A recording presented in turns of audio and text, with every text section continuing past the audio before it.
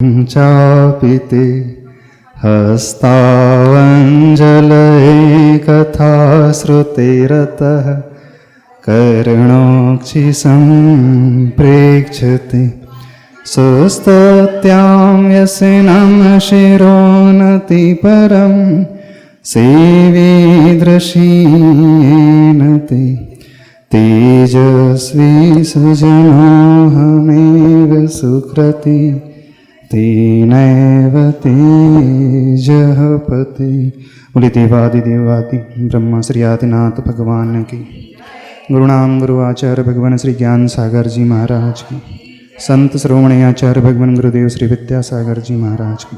बैठ जाओ, बाद में। पेज नंबर 216, तृतीय खंड। विषय को और आगे बढ़ाते हैं। कल तक जो वर्णन हुआ वो राजा उन मुक्ताराशियों को लेकर के अपने महल की ओर प्रस्थान कर रहा है। उसी प्रसंग को और आगे बढ़ाते हैं। इसी प्रसंग में प्रासंगिक बात बताता है। अपक्व कुंभ भी प्रजापति को संकेत कर बाल बाल बच गए राजन, बड़ा भाग्य का उदय समझो वरन जल जल कर वाष्प बन गए होते हैं, खो जाते शून्य में तभी की।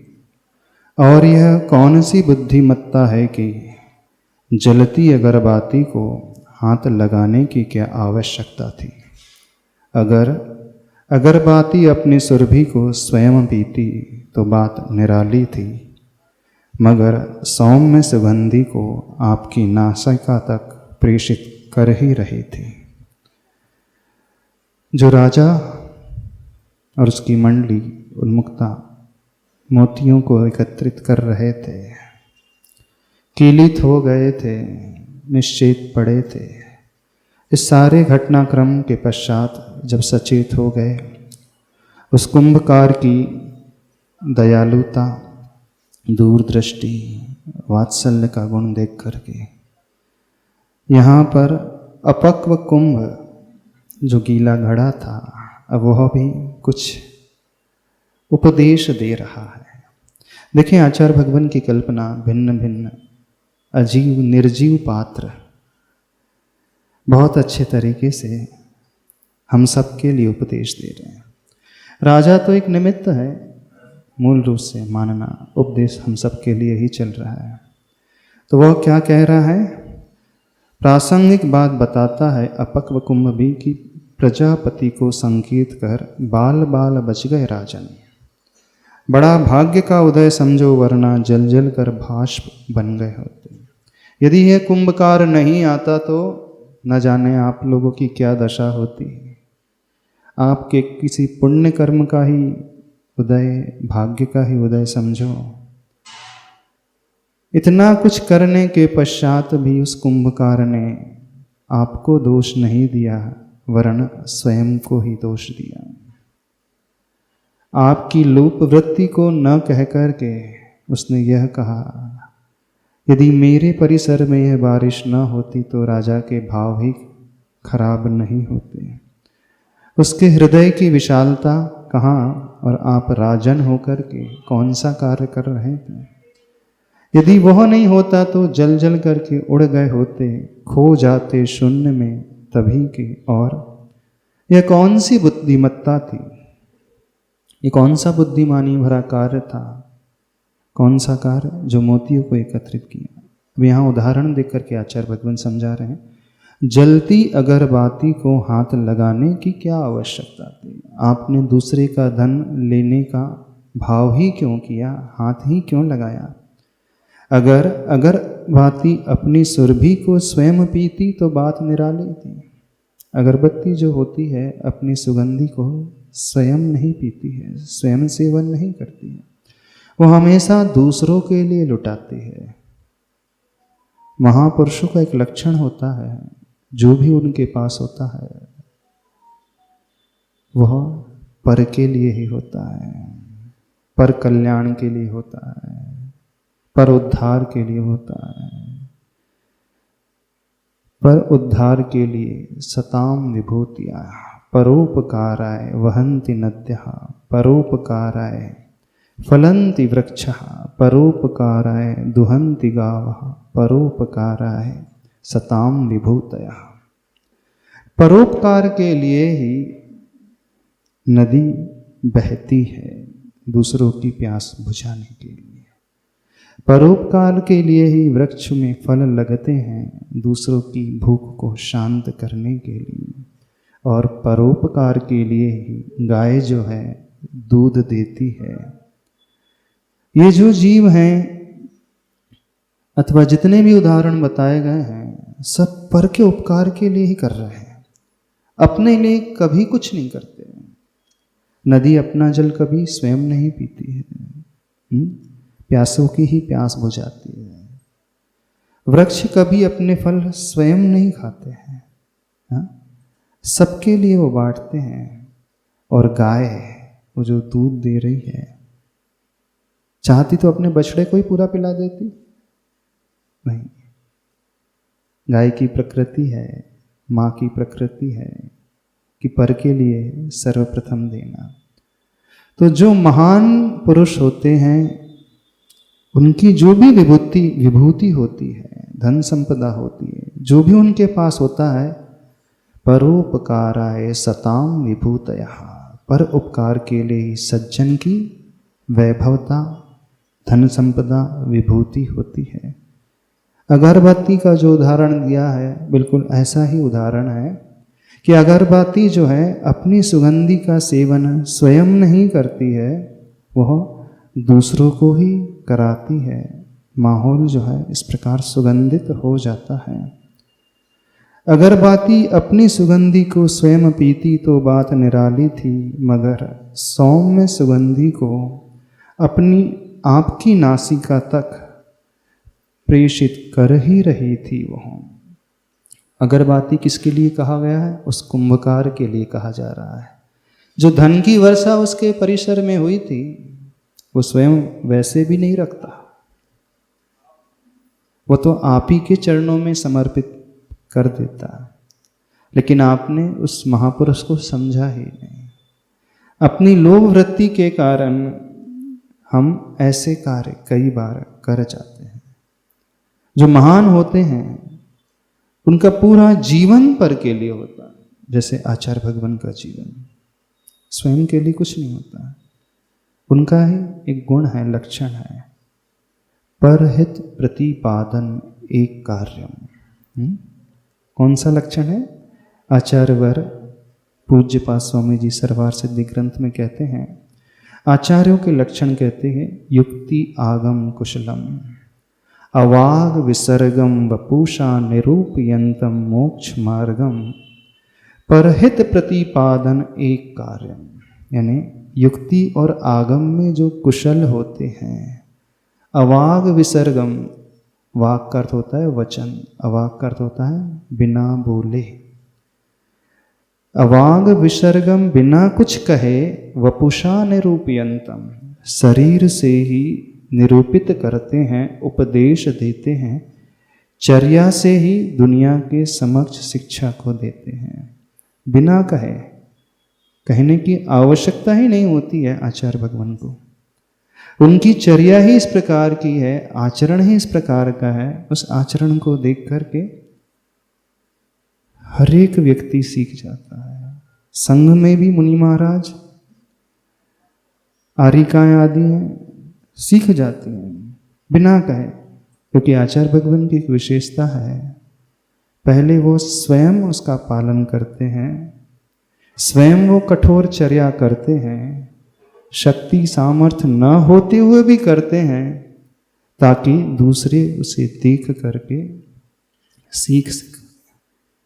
संस्मरण बताते हैं, आचार्य भगवान जब बीमार पड़ गए थे, डोंगरगढ़ छत्तीसगढ़ की घटना है, 2011-12 का चतुर्मास वहाँ हुआ था। पर्युषण पर्व की बात है। ऐसी बीमारी आचार्य भगवान को आई, इतना तेज बुखार, और इतने तीव्र बुखार होते हुए भी 102-103 डिग्री 3-4 दिन तक तो आचार्य भगवान ने किसी को जाहिर ही नहीं होने दिया संग में अन्य मुनियों को कि हमारा स्वास्थ्य खराब है।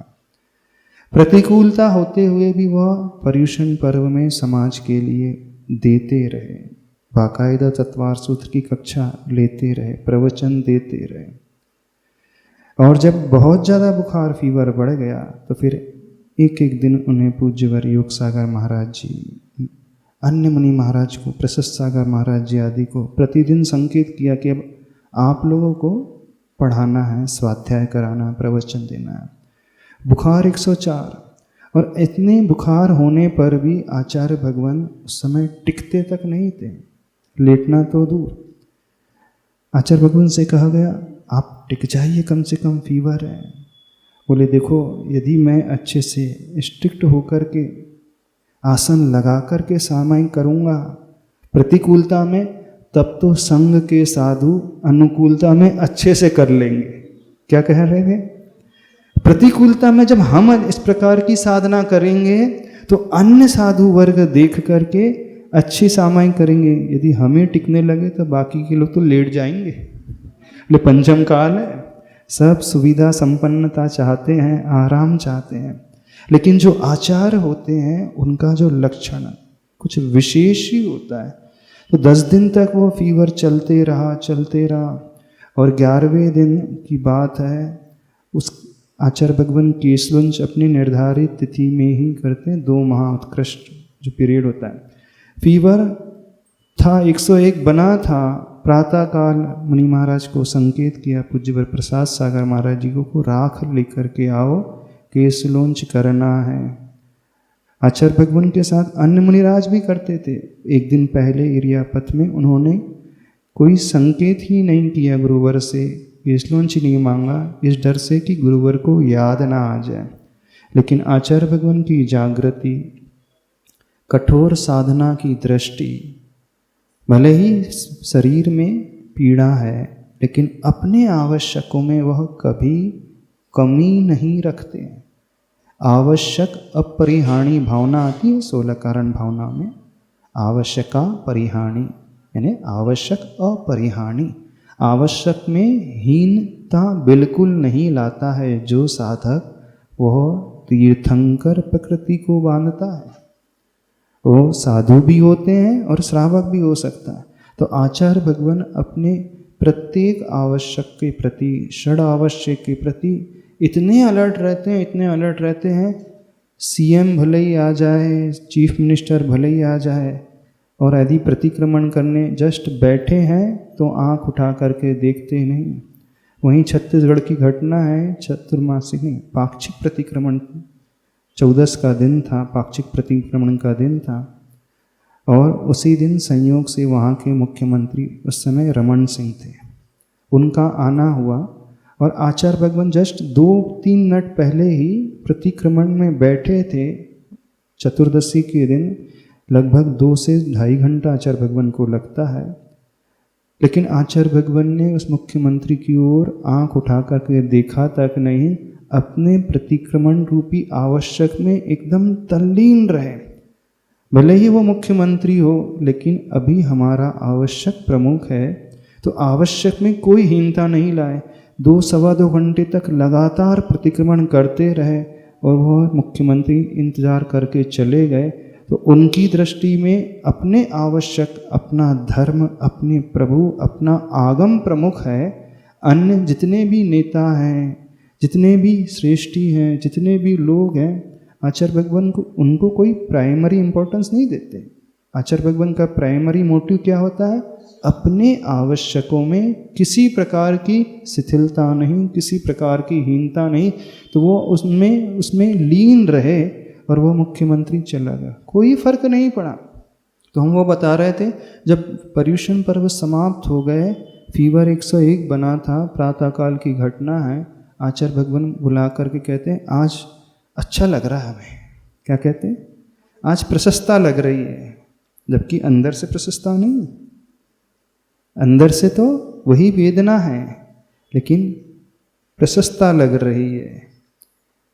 और ऐसी परिस्थिति में लगभग 5-6 दिन जो बीत गए थे, एक दिन भी यदि किसी को फीवर आता है तो शरीर अंदर से टूट जाता है। कभी महसूस करना, अच्छे अच्छे महारथी भी क्यों ना हो, वायरल फीवर आ जाए तो भी शरीर टूट जाता है। पहलवान भी क्यों ना हो तो टूट जाता है, और उस समय आहार भी ग्रहण नहीं करते बनता है। आचार्य भगवान ये बता रहे थे जब पूर्ण स्वस्थ हो गए कि बोले उन दिनों में तो मुझे कोई आहार का स्वाद ही नहीं आता था, मीठा है, नमक है, क्या है, मैं खा रहा हूँ कि नहीं खा रहा हूँ, कुछ भी नहीं। और इतना सा, इतनी सी खिचड़ी जाती थी और कुछ मुख से जाता ही नहीं था, तुरंत बैठ जाते थे। तो बीमारी की प्रतिकूलता, शरीर की वह टूटन और आहार की कमी और बुखार होते हुए भी आचार्य भगवान जागृत रहे और मुनिश्री से वह कहकर कि आज प्रशस्ता लग रही है, राख बुलाई और वहीं पर केशलुंच करना शुरू कर दिया।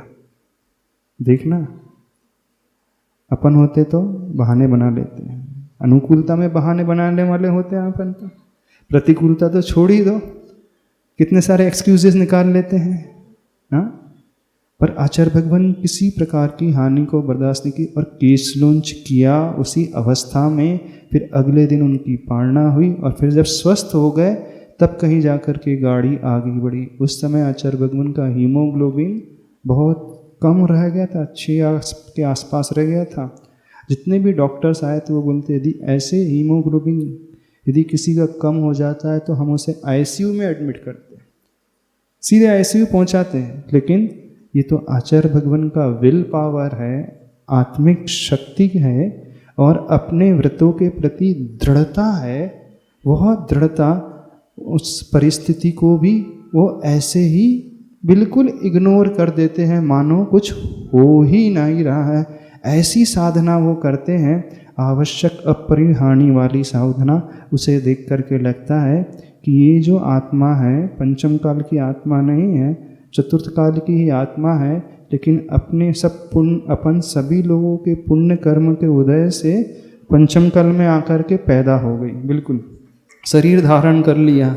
उनका तो कल्याण कहीं और हो ही जाना था, पर अपना भी पुण्य तो है, तो उसके कारण उन्हें आना पड़ा। अब इतना पुण्य है तो अपन उसका उपयोग अच्छे से कर लें। हाँ? तो यह जो आवश्यक की जागृति है, नियम से मानना, यह तीर्थंकर प्रकृति को बांधने वाली, यानी भविष्य में वो ऐसे ही पद को प्राप्त करने वाले होते हैं। तो ये महापुरुषों का लक्षण बताया जा रहा है कि महापुरुष जो है अपने लिए कुछ नहीं करते। तो आचार्य भगवान में उस महापुरुष में आते हैं, परहित प्रतिपादन एक कार्यम, जो भी कर्मचर्या कर रहे हैं पर के कल्याण के लिए, स्वयं कष्ट झेल रहे हैं, प्रतिकूलता झेल रहे हैं, लेकिन भाव क्या है? भाव ये है कि सभी साधक अच्छी साधना करें, तभी उनका कल्याण होगा, आत्मोन्नति होगी। बिल्कुल नहीं है तो कोई आवश्यक नहीं है कि इतना हम अथवा इतने जल्दी केशलुंच करें। बहुत सारी छूट आगम में दी है, प्रतिकूलता है तो एक्सटेंड कर सकते हैं, लेकिन आचार्य भगवान किसी भी प्रकार की शिथिलता बर्दाश्त नहीं करते हैं। तो ये किस लिए हम कह रहे थे? अवाग विसर्गम वपुषा निरूपयंतम मोक्ष मार्गम, यानी वपुषा से मतलब शरीर से उस मोक्ष मार्ग को जो दिखाने वाले होते हैं, चर्या और आचरण से मोक्ष मार्ग की प्रभावना करने वाले होते हैं। ये आचार्यों का एक लक्षण बताया है। युक्ति और आगम में कुशलता जिन्हें होती है, तो ये महापुरुषों का एक लक्षण है। उसी बात को इस मूक माटी महाकाव्य में कहा जा रहा है कि अगर बाती वह स्वयं अपने सुगंधी को थोड़ी ही पीते, वह तो दूसरों को लुटाने वाले ही थी, आपकी नासिका तक प्रेषित कर ही रही थी, फिर आपने यह जल्दबाजी क्यों कर दी? हाँ, कुछ पूछना है? मस्त महाराज जी, आपने अभी बोला कि श्रावक भी अपने सठ आवश्यक का पालन करे तो आवश्यक परिहारी वाला हो सकता, आवश्यक अपरिहाणी भावना। हाँ, श्रावक भी यदि कहे चाहे तो सठ आवश्यकों का अच्छे से पालन करे तो वो भी तीर्थंकर प्रकृति को बांध लेता है। कैसे महाराज जी? कैसे? राजा श्रेणिक है, जो आपके आवश्यक है, देव पूजा है आवश्यक, स्वाध्याय है, गुरु उपास्ति है, संयम है, त्याग है, दान है, उसे प्रतिदिन करना है, यथा समय पे करना है और यथा योग्य तरीके से करना है। आप क्यों नेग्लिजेंस उसमें ला देते हो? तो बात समझ में आई कि नहीं समझ में आई? नहीं, बात समझ में आई कि नहीं समझ आ जाए? श्रावक भी अपने आवश्यक जो अपरिहानी वाली भावना है अच्छे से कर सकता है। यदि जागृति होगी तो आप भी कर सकते हैं, बिल्कुल, और महिला वर्ग भी कर सकती है। हाँ, ये बात अलग है कि स्त्री जो है तीर्थंकर प्रकृति का बंध इसी भाव में नहीं बांध सकती, लेकिन वो जो साधना अभी शुरू कर देती है वह संस्कार उसकी आत्मा में पैदा हो जाते हैं, और वह संस्कार आगे जाकर के जब उसे पुरुष पर्याय मिलेगी तो मानना वह स्त्री जो आज वर्तमान में स्त्री पर्याय में है, पुरुष पर्याय पा करके इस संस्कार के बलबूते पर स्वयं तीर्थंकर प्रकृति भी बांध सकती है आत्मा। ऐसा नहीं समझना, क्योंकि पंचम काल में तो ना आप बांधने वाले हैं ना कोई पुरुष वर्ग अथवा न मुनि महाराज, पर जो आज हम बीजारोपण कर रहे हैं, जो अपने भीतर अच्छे संस्कार डालने का शुभारंभ कर रहे हैं, वो व्यर्थ कभी नहीं जाता। आचार्य भगवान की साधना एक भव की साधना नहीं है।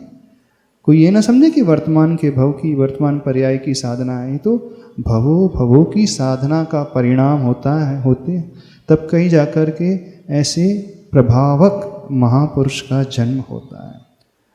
पंचम काल में नहीं होते तो अवश्य तीर्थंकर बन जाते हैं, क्योंकि आज वर्तमान में तो और अधिक प्रतिकूलता है, माहौल चारों तरफ खराब है। देखो उस दृष्टि को, जब आचार्य भगवान नहीं थे उस समय मोक्ष मार्ग कैसा होता था? कोई मुनिराज नहीं मिलते थे, कोई व्रती नहीं मिलता था, ना आर्यिका मिलती थी।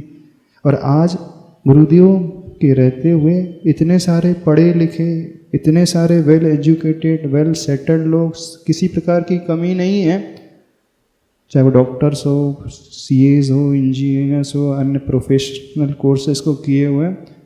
किसे देख करके प्रभावित हुए? उनको देख करके प्रभावित, उनकी साधना को देख करके प्रभावित हुए। तो कथनचित ऐसा प्रतीत होता है चौथे काल में से भी अच्छी साधना पंचम काल में कर रहे हैं। बिल्कुल सत्य है, फैक्ट बात मानना। चतुर्थ काल से भी अधिक उत्तम साधना यह पंचम काल की है, क्योंकि माहौल इस प्रकार की विपरीतता को लिए हुए है। काले कलौ चले चित्ते देहि चान्नादि कीट के एतत् चित्रम यदद्यापि जिन रूप धरा नराः। बोले क्या कहा गया है? यह कलिकाल है। काले कलौ चले चित्ते, चित्त चंचल होता है, चलायमान होता है। और देहे च अन्नादि कीट के, यह शरीर जो है अन्न का कीड़ा है। यानी कितनी विपरीतता? कलिकाल, चित्त चलायमान और शरीर अन्न का कीड़ा है। ऐसी प्रतिकूलता होते हुए भी यह विचित्र आश्चर्य की बात है कि ऐसे प्रतिकूल माहौल में कोई मनुष्य जिन रूप को धारण कर रहा है, इससे बड़ा कोई आश्चर्य दुनिया का नहीं होता। अन्य आश्चर्य तो पार्थिव आश्चर्य है, लेकिन यह जीवंत आश्चर्य है कि वह ऐसी प्रतिकूलता में भी वह दिगंबर रूप को धारण करके चल रहा है। बाकी सब कार्य करना बहुत आसान है, दिगंबर बनना सबसे कठिन, सबसे कठिन। उस परिशह को, नाग्न परिशह को जीतना, निर्विकार बाहर से और भीतर से बने रहना, इससे बड़ी साधना कोई नहीं होती है।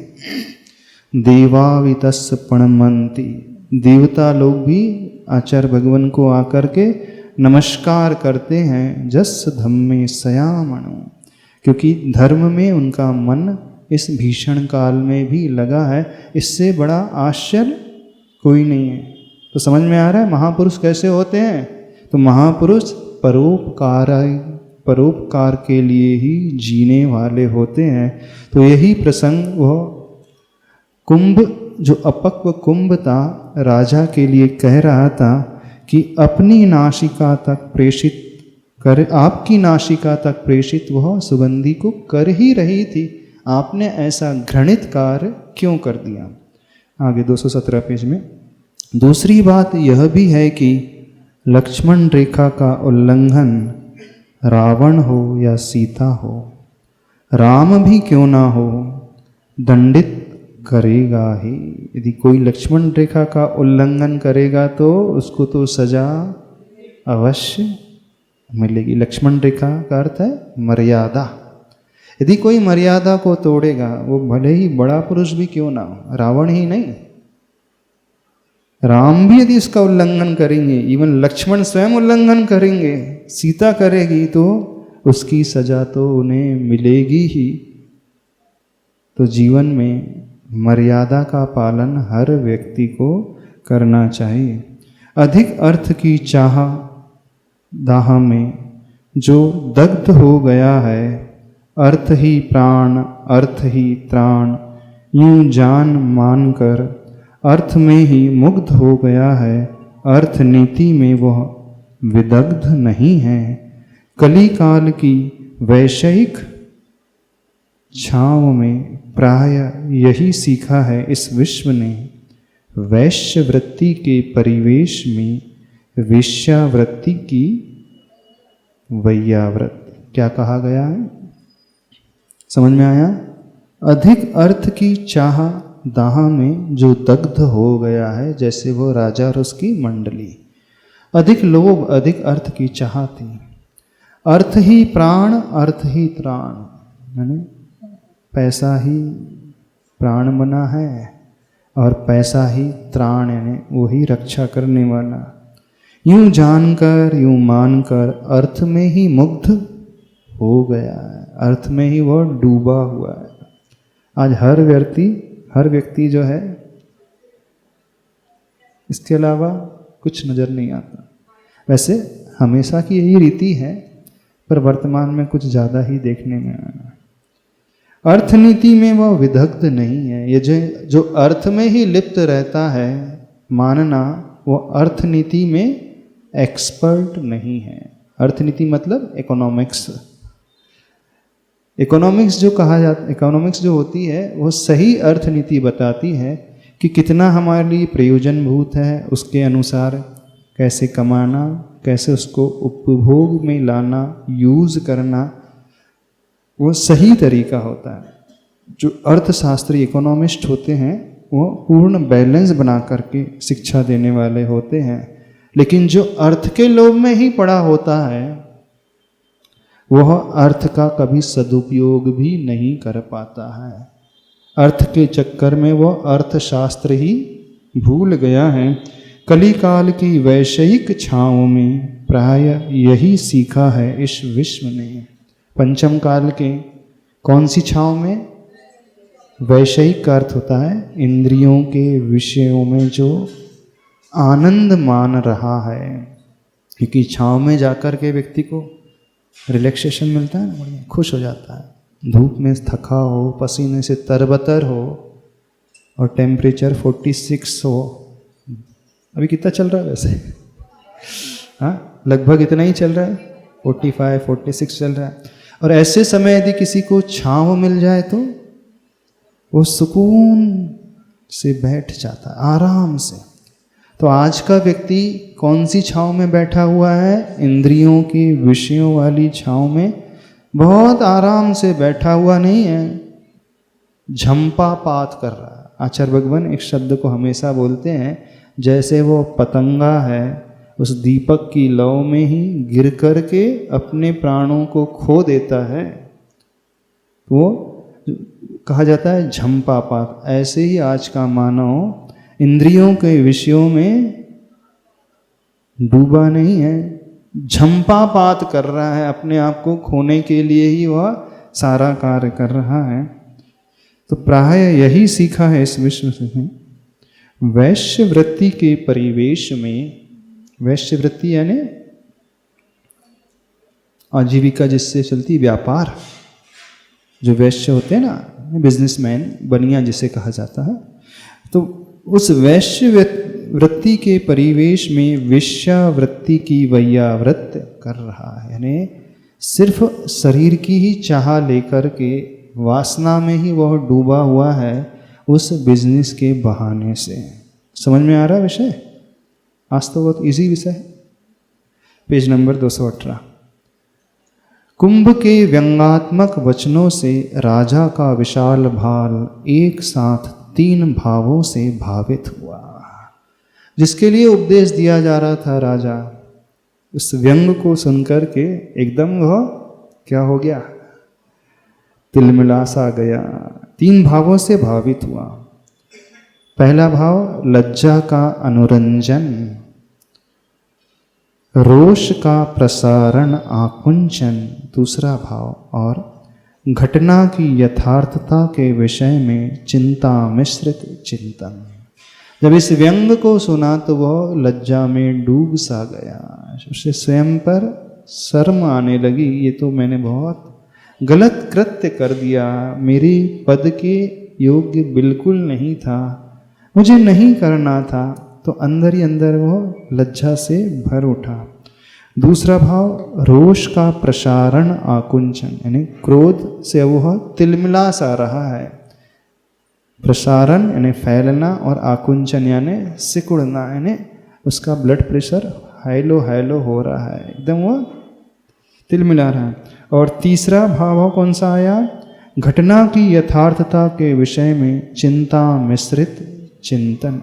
चिंता में वह डूब गया, आखिर क्या हो गया, कैसे हो गया, ठीक हुआ कि नहीं हुआ, इस चिंतन में ही वह उतर गया। मुखमंडल में परिवर्तन देख राजा के मन को विषय बनाया। फिर कुंभकार ने कुंभ की ओर बंकिम दृष्टिपात किया। इस कुंभ के व्यंग्यात्मक वचनों को सुनकर के जो राजा के मुखमंडल में, मुखाकृति में अपने आप चेंजेस आने लगे, परिवर्तन नजर आया। किसे, कुंभकार को। तो मुखमंडल में परिवर्तन देख राजा के मन को विषय बनाया। कुंभकार राजा के चेहरे को देख करके समझने लगा कि अंदर उसके क्या भाव आ रहे हैं। ने उसकी फेस रीडिंग कर ली कुंभकार ने। किसकी, राजन की फेस रीडिंग कर ली कि वो क्या सोच रहा है। कुंभकार ने कुंभ की ओर बंकिम दृष्टिपात किया। बंकिम का अर्थ होता है तिरछी नजरें, बंकिम यानी तिरछा, बंकिम दृष्टिपात यानी तिरछी नजरों से उसे देखा। शांत करने के भाव से चुपचाप बैठ जाओ। आत्मवेदी पर मर्म भेदी, काल मधुर पर आज कटुक। कुंभ के कथन को विराम मिले किसी भांति, और राजा के प्रति सदाशय व्यक्त हो अपना इसी आशय से। लो कुल क्रमागत कोमल कुलीनता का परिचय मिलता कुंभ को। अब वो कुंभकार कुंभ को क्या समझाता है, कुंभ ने जो उस उपदेश को राजन को दिया था तो वो सही, आत्मवेदी यानी आत्मा को झकझोर देने वाला, आत्मा को सचेत करने वाला, परंतु मर्म भेदी था। यानी मीठे वचनों से नहीं कहा गया था, मर्म को जो भेद दे। उपदेश तो हितकारी था, कुंभ का भाव तो ठीक था, समझाना था राजा को, लेकिन बड़े कठोर शब्दों के माध्यम से समझाया गया। तो हितकारी तो था लेकिन मितकारी नहीं था, प्रिय नहीं था। हितकारी था, अप्रिय था। व्यक्ति अंदर से हिल उठा राजन। तो आत्मवेदी पर मर्म भेदी, काल मधुर पर आज कटुक। काल मधुर पर आज कटुक अर्थ है भविष्य काल में तो उसका फल अच्छा होगा, मधुर होगा, पर वर्तमान में कड़वा सा लग रहा है कि सत्य कड़वा सा है। काल मधुर पर आज कटुक, कुंभ के कथन को विराम मिले किसी भांति। कुंभ जो उपदेश दे रहा है वह शांत होकर के बैठ जाए किसी तरीके से, और राजा के प्रति सदाशय व्यक्त हो अपना इसी आशा से। और राजा के प्रति कौन सा भाव, सदाशय, सत आशय, सो सदाशय यानी समीचीन आशय। आशय का अर्थ समीचीन उद्देश्य व्यक्त हो अपना, बस इसी आशय से, इसी भाव से लो कुल क्रमागत कोमल कुलीनता का परिचय मिलता कुंभ को। कौन से कुल से आ रहा है वो, कौन से क्रम से आ रहा है, ऐसे कुल से आ रहा है जहाँ कोमलता ही पलती आई है, कठोरता नहीं है। यानी हमेशा व्यवहार में मृदुता रही है,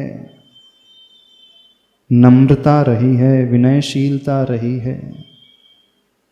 ऐसे कुल क्रमागत कोमल कुलीनता का परिचय मिलता कुंभ को, यानी उस कुंभ को वो उपदेश दे रहा है कुंभ का, लघु होकर गुरुजनों को भूल कर भी प्रवचन देना महा अज्ञान है, दुख मुदा।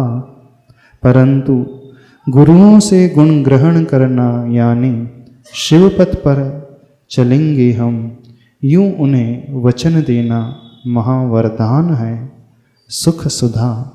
और गुरु होकर लघुजनों को स्वप्न में भी वचन देना यानी उनका अनुकरण करना सुख की राह को मिटाना है। पर हाँ, विनय अनुनय समेत यदि हित की बात पूछते हो, पक्षपात से रहित हो, अक्षघात से रहित हो, हितमित मिष्ट वचनों से उन्हें प्रवचन देना दुख की दाह को मिटाना है। बहुत अच्छा उपदेश आचार्य भगवान दे रहे हैं। क्या कह रहे हैं? लघु होकर गुरुजनों को भूल कर भी प्रवचन देना, छोटे होकर बड़े को समझाना, ये अच्छी बात नहीं मानी जाती। राजा बड़ा था, कुंभ तो छोटा था। वो आपका बेटा ही आपको समझाने बैठ जाए तो कैसा लगेगा? छोटा बेटा ही आपको उपदेश देने बैठ जाए, ये क्या कर रहे हो आप, कैसे जीवन जी रहे हो, इतना भी नहीं आता, धर्म कर लो इस उम्र में आकर के, अभी भी उसी जीवन को जी रहे हो, ऐशो आराम में लगे हुए हैं, अब तो थोड़ा सा कुछ सीख जाओ, ऐसी कड़वी भाषा बोल ले तो कैसा लगेगा? भाव तो अच्छे हैं उसके, लेकिन अच्छा सा नहीं लगता ना। हाँ, तो लघु होकर गुरुजनों को भूल कर भी प्रवचन देना महाज्ञान है, दुख मुधा। अज्ञान है कहने का ढंग होता है। परंतु गुरुओं से गुण ग्रहण करना यानी शिवपथ पर चलेंगे हम, यूं उन्हें वचन देना महावरदान है, सुख सुधा। गुरुओं से गुण ग्रहण करना, क्या ग्रहण करना? गुणों को ग्रहण करना, यानी शिवपथ पर चलेंगे हम, यूं उन्हें वचन देना महावरदान है, सुख सुधा। कौन सा वचन देना? शिव पथ पर चलने का, मोक्ष पथ पर, मोक्ष मार्ग पर चलने का वचन देना महावरदान है, सुख रूपी अमृत को पाने का। सुधा यानी अमृत। आप सभी लोग गुरु से तो चाहते हो वचन, नहीं चाहते? गुरु से तो चाहते हैं, लेकिन कभी गुरु को वचन नहीं देते शिव पथ पर चलने का, मोक्ष पथ पर आगे बढ़ने का। कोई वचन देता है? किसी ने दिया आचार्य भगवान को ऐसा वचन? नहीं, हमें दीक्षा लेना है, हमारा तो संकल्प है दीक्षा ग्रहण करना, मोक्ष पथ पर चलने का हम वचन दे रहे हैं, अवश्य हम चलेंगे। किसने दिया? ये वरदान है सुख रूपी अमृत का, सुख सुधा दिया। चाहते तो सभी लोग हैं, पर देते कभी नहीं देते। हमेशा क्या आकांक्षा रहती? गुरु हमें वचन दे दे, हमारे यहाँ ही चतुर्मास करना, आचार्य भगवान यहीं चतुर्मास करना, ऐसा वचन दे, हमारे यहाँ ही आना। लेकिन हमने कभी दिया उन्हें? कभी नहीं दिया। हाँ, दूसरे को वचन दे चुके हैं ऑलरेडी। हाँ, यदि गुरु को वचन देना हो तो उस वचन की कोई कीमत नहीं होती। जब कुछ अच्छे बढ़ना हुआ, मान लीजिए विवाह में आप लोगों ने वचन दिया होगा ना एक दूसरे को, जन्म जन्म का साथ निभाने का, अथवा मरते तक एकदम साथ निभाने का, ये तभी तक है जब तक वह व्यक्ति मोक्ष मार्ग पे न बढ़ता हो, तभी तक फेरे के समय के वचन कार्यकारी हैं। यदि मोक्ष मार्ग में बढ़ने के लिए दूसरे को छोड़ना भी पड़े तो वह अधर्म नहीं, अच्छा माना जाता है। कितने सारे उदाहरण आते हैं आगम में, वर्तमान योग में। विवाह हुआ और अगले दिन ही जम्बू स्वामी जी को देखो, विवाह हुआ और अगले दिन ही निकल पड़े कि नहीं? तो विवाह के समय जो उनने वचन दिए होंगे वो कहाँ गए सारे के सारे वचन? एक नहीं, दो नहीं, कितनी रानियां थी? 8, 4, 8 जितनी भी हो, 8 का समय। तो जो वचन दिए होंगे तो निकल पड़े। जब कोई अच्छे कार्य के लिए निकल जाता है तो उसका अनुसरण दूसरे लोग भी कर लेते। फिर उनकी पत्नियों ने भी अनुकरण कर लिया, वो भी निकल पड़ी। तो आप निकल के देखो तो सही, यदि वो आपको चाहते होंगे तो वो भी आ जाएंगे पीछे पीछे आपके पीछे पीछे नहीं, शिव पथ पर चलने के लिए। इस कारण उसमें कोई दोष नहीं माना जाता है। आप कहते हैं हमने वचन दे चुके हैं, मरते दम साथ रहने का वचन दिया है क्या? बिल्कुल, ये कोई वचन होता ही नहीं। अच्छे कार्य के लिए पुराने जो संसार में फंसाने वाले वचन तोड़ना कोई गलत नहीं माना, बल्कि अच्छा माना जाता है। आगे, और गुरु होकर लघु जनों को स्वप्न में भी वचन देना, यानी उनका अनुकरण करना, सुख की राह को मिटाना है। यदि आचार्य भगवान गुरु होकर के अपने शिष्यों को वचन देने लगे, जैसे जैसे शिष्य चाह रहा है वैसा वैसा मानने लगे, तो सब पूरी व्यवस्था ही बिगड़ जाएगी।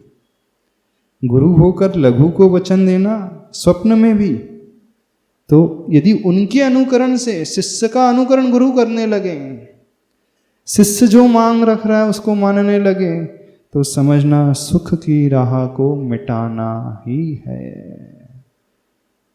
गुरु कभी लघु को वचन देते नहीं हैं, और लघु होकर के गुरु से वचन की अपेक्षा रखना भी नहीं चाहिए, बिल्कुल नहीं रखना चाहिए। पर हाँ, विनय अनुनय समेत यदि हित की बात पूछते हो, पक्षपात से रहित हो, अक्षघात से रहित हो, हित मित मिष्ट वचनों से उन्हें प्रवचन देना, दुख के दाह को मिटाना है। यदि विनय से अनुनय से सहित होकर के अपने हित की बात पूछते हैं तो बिना पक्षपात के, बिना भेदभाव के, अक्षघात से रहित। अक्षघात, अक्ष का क्या अर्थ होता है? आत्मा। अक्ष का अर्थ इंद्रियां होता है, यानी शरीर आदि को चोट न लगे, किसी प्रकार का हर्ट न हो। हित मित मिष्ट वचनों से उन्हें प्रवचन देना, अथवा आत्मा को भी झटका सा न लगे, ऐसे प्रवचन देना जो हितकारी है, मितकारी यानी मात्रा में सीमित है और प्रिय है, मिष्ट अच्छे वचन, ऐसे प्रवचन देना दुख के दाह को मिटाना है। क्या समझ में आ रहा है? कुछ आ रहा है कि नहीं आ रहा है? नहीं आ रहा। हम क्या चाहते हैं गुरु महाराज से? हमेशा हर व्यक्ति अपना जो अपने अनुकूल है वही चाहता है। बड़ों को भी वो अपने अनुकूल बनाना चाहता है, बड़ों के अनुकूल नहीं बनना चाहता है। क्या चाहता है? बड़े मेरे अनुकूल बन जाएं, गुरु मेरे अनुकूल बन जाएं, जो जो हम चाहते हैं गुरु महाराज वैसा वैसा कहते जाएं, वैसा वैसा करते जाएं। पूरी उल्टी गंगा बह रही है आज। हम बड़ों के अनुकूल नहीं बनना चाहते। हर बेटा है माँ बाप को अपने अनुकूल चलाना चाहता है, माँ बाप के अनुकूल नहीं चलना चाहता है। चाहता है आपके अनुकूल नहीं, वो अपने अनुसार चलाएगा। और जब छोटा बड़ों को अपने अनुकूल चलाने लगे तो समझना पतन के दिन आ गए, क्योंकि छोटे की ज़्यादा समझ होती ही नहीं, वो हमेशा भटकेगा ही भटकेगा, सही रास्ते को अपना ही नहीं सकता। तो होना क्या चाहिए? छोटे होकर के हम बड़ों को अनुकूल ना बनाएं, यही भावना भाएं कि हम हमेशा बड़ों के अनुकूल चले, उसी में हमारा कल्याण निहित है। भले ही वो मन को प्रिय न लगे, कई बार ऐसा लगता है ना, मन को प्रिय नहीं लगता है, ठेस सी पहुंचती है, कठोर सा यदि कोई आदेश मिल जाता है तो खेद खिन्नता होने लगती है, ऐसा भाव होता है कि ये तो ठीक नहीं हो रहा है। तो भले ही हमारे प्रतिकूल भी क्यों ना हो, पर उसी में हमारा कल्याण है, क्योंकि गुरु हमेशा दूर दृष्टि रखने वाले होते हैं और उसी के अनुरूप वह उपदेश और आदेश और संकेत देते हैं। उसी से हम आगे बढ़ जाएंगे। समय आपका हो गया है, ठीक है? क्या करना है? इतना ही रखें। क्या करना है? ध्यान करना है। चलो, ओम नहीं, ह्रीम बीजाक्षर को आज नाभि से स्थापित करते हुए फिर नाभि से उठाना है। ह्रीम बीजाक्षर नाभि से। नाभि हमारी शक्ति केंद्र मानी जाती है। उसको जिसने जागृत कर लिया उसका शरीर भी स्वस्थ रहेगा और उसका मन भी स्वस्थ रहेगा। गहरी सांस लेकर सफ़ेद रंग में ह्रीम बीजाक्षर नाभि कमल में लिखा हुआ देखें और धीरे धीरे ऊपर उठता हुआ कंठ तक उसे लेकर के आए, पूरा फैलता हुआ।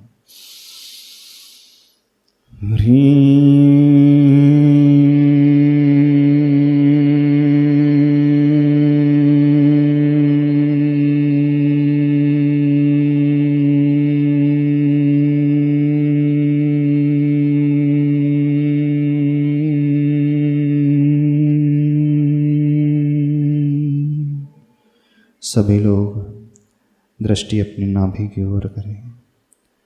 चमकते हुए श्वेत वर्ण में उस ह्रीम बीजाक्षर को स्थापित करें। उससे फैलते हुए पूरे प्रकाश को नाभि के चारों ओर। नाभि हमारा केंद्र बिंदु शरीर का। केंद्र व्यवस्थित होने पर बाहर सब कुछ व्यवस्थित हो जाता है।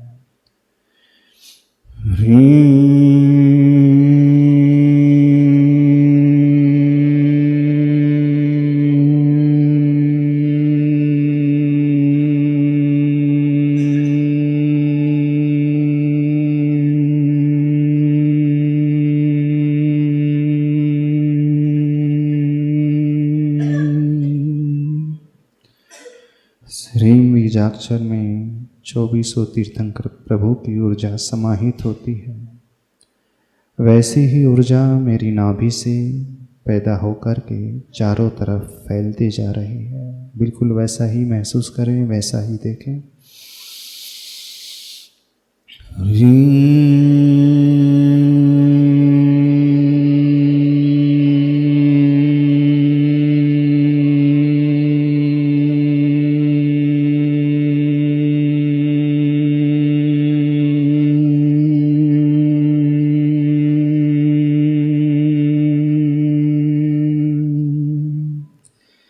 नाभि से ऊपर उठते हुए हृदय तक उस ह्रीम की यात्रा को देखें। मूव होते हुए देखें वह ह्रीम ऊपर की ओर धीरे धीरे बढ़ता हुआ अब नाभि से आकर हृदय में स्थापित होते हुए देखें।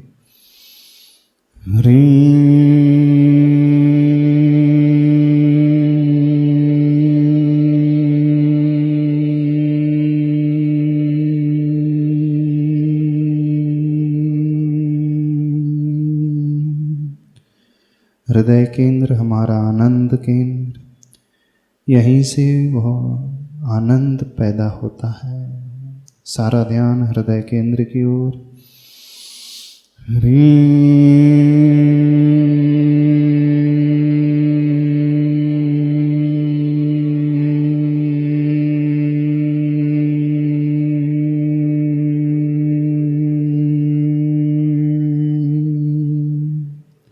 झंकार को सुने, पूरी ऊर्जा को महसूस करें। बोले चतुर्विंशति तीर्थंकर भगवान की हथेली को रगड़कर इस ऊर्जा को अपने शरीर से स्पर्श कर देंगे। जावाणी के ज्ञान